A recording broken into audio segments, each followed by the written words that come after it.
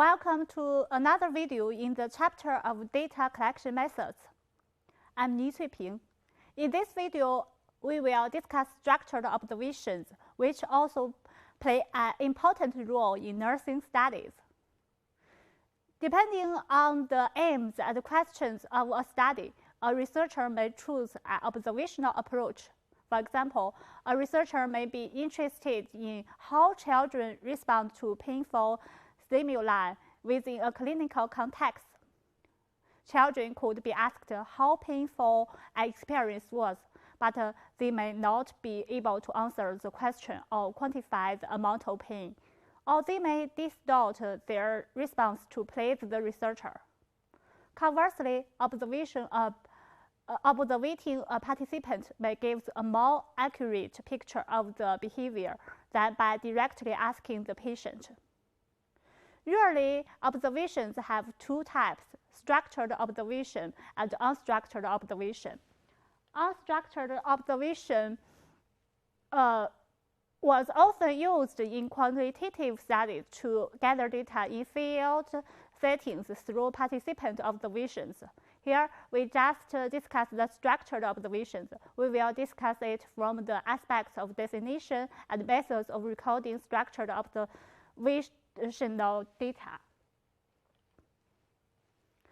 Firstly, what is a structured observation? A structured observation is often used to record behaviors, actions, and events. A structured observation places emphasis on the objective and systematic nature of the research process.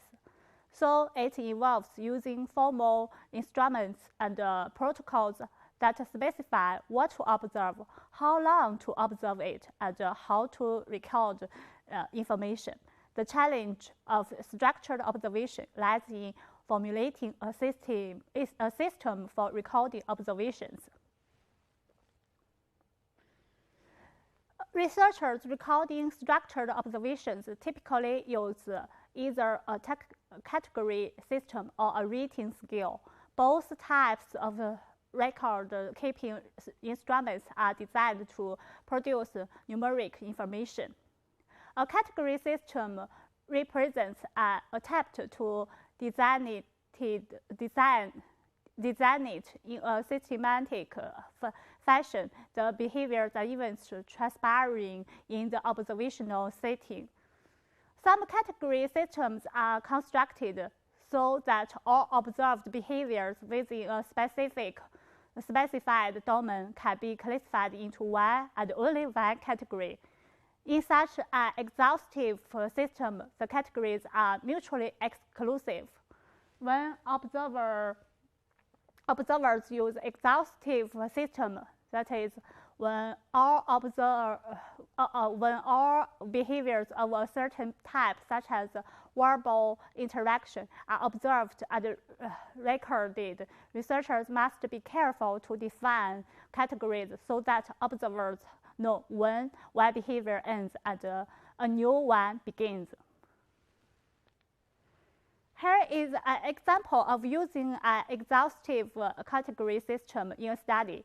Researchers determined caregiving and positioning effects on preterm infants' sleep-wake states.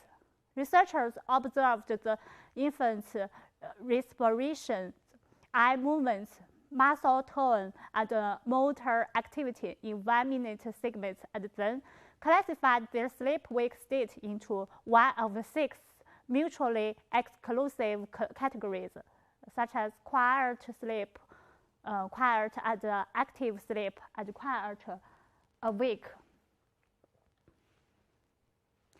By contrast, non-exhaustive categories are a system in which only particular types of behavior, which may or may not be manifested, are categorized. Non-exhaustive systems are often adequate, but one risk is that resulting data might be difficult to interpret. Problems may arise if a large number of behaviors are not categorized, or if long segments of the observation sessions do not involve the target behaviors. In such situations, investigators need to record the amount of time in which the target behaviors occurred. Relative to total time under observations also should be recorded.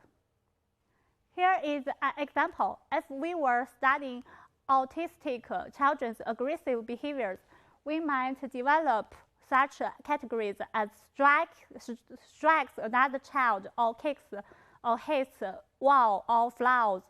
In such a category system, many behaviors, or the ones that are now aggressive, would not be classified. Category systems are used to construct a checklist, which is the instrument observers use to recall observed phenomena.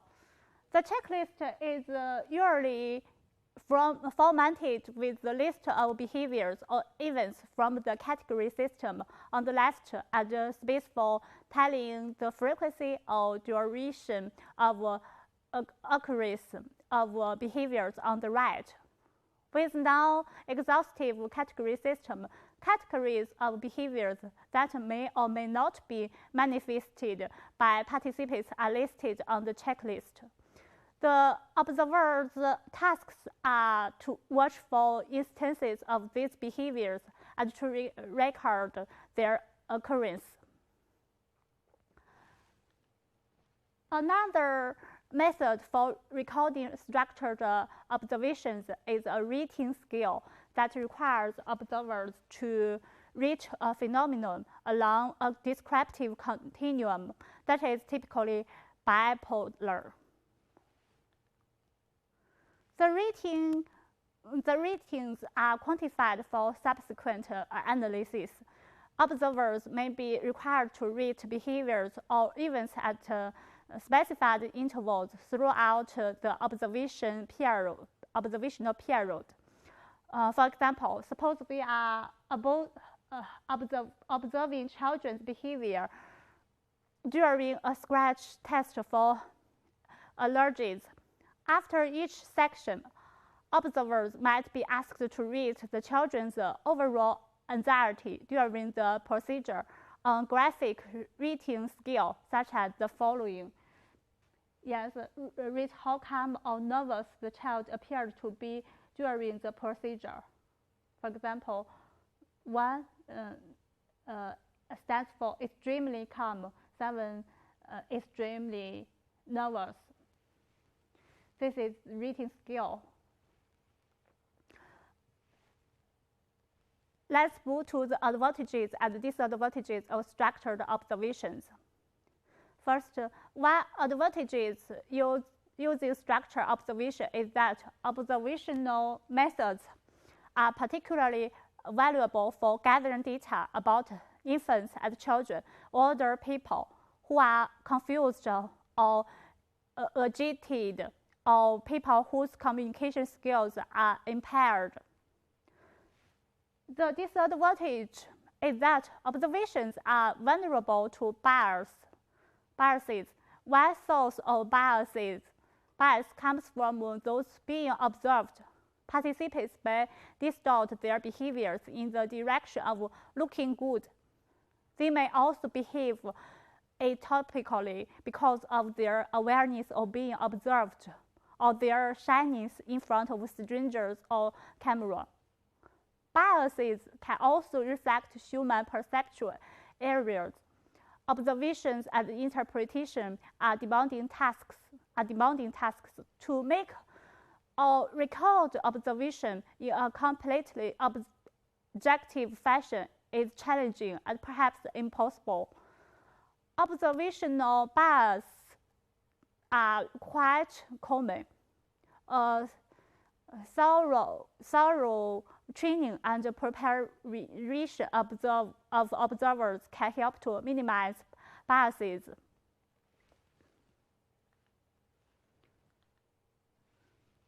Okay, those are all the structured observations. Thank you.